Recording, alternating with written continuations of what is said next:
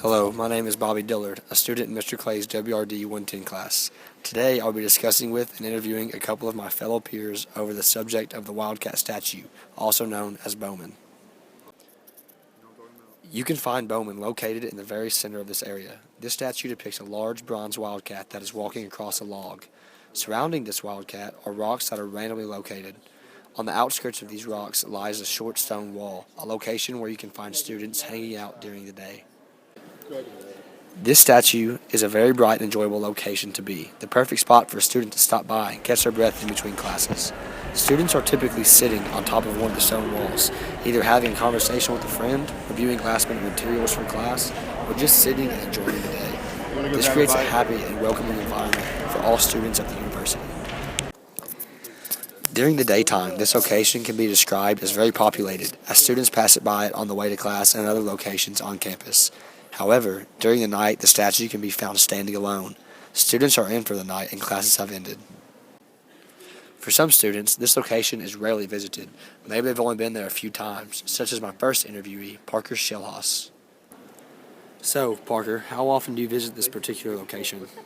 Not very often, maybe once a week when I occasionally head over to North Campus to get some food. Parker told me that he lives on South Campus and near all of his classes, so he rarely has any reason to come toward North Campus.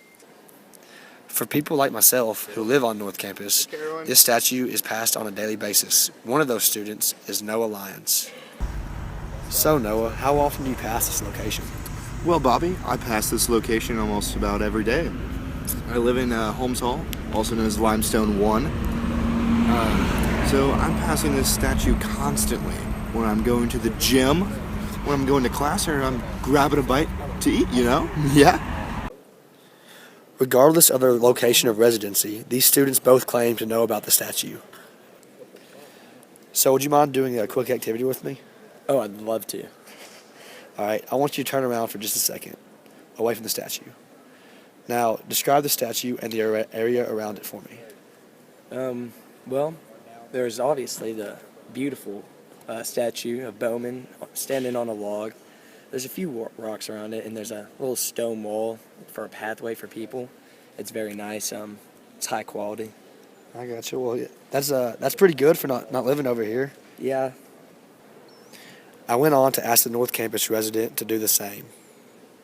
Okay, Noah, would you mind describing the statue and the area around it?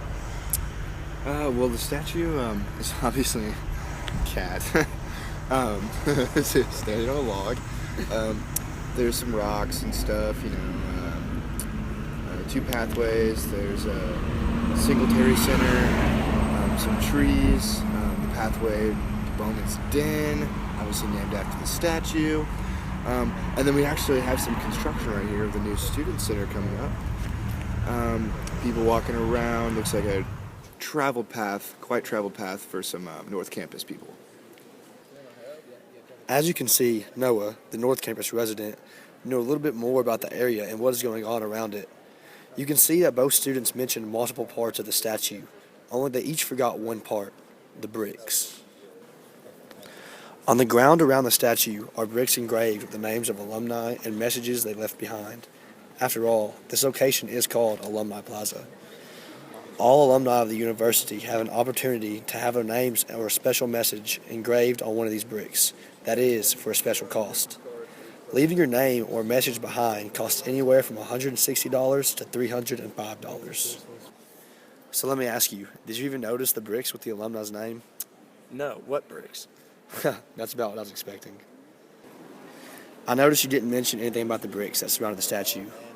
What brick? Oh, these bricks? I didn't even notice them. Leaving behind this meaningful message might not be so meaningful to others, seeing as people don't even recognize them. Are these alumni wasting their money? Paying $200 doesn't seem to be worth having people ignore your name and message. With this location being as popular as it is, you would think that more people would notice the bricks. They seem to notice everything else though, the statue, the rocks, the wall, the construction near the statue, but not the bricks. Could it be because of the location of the bricks?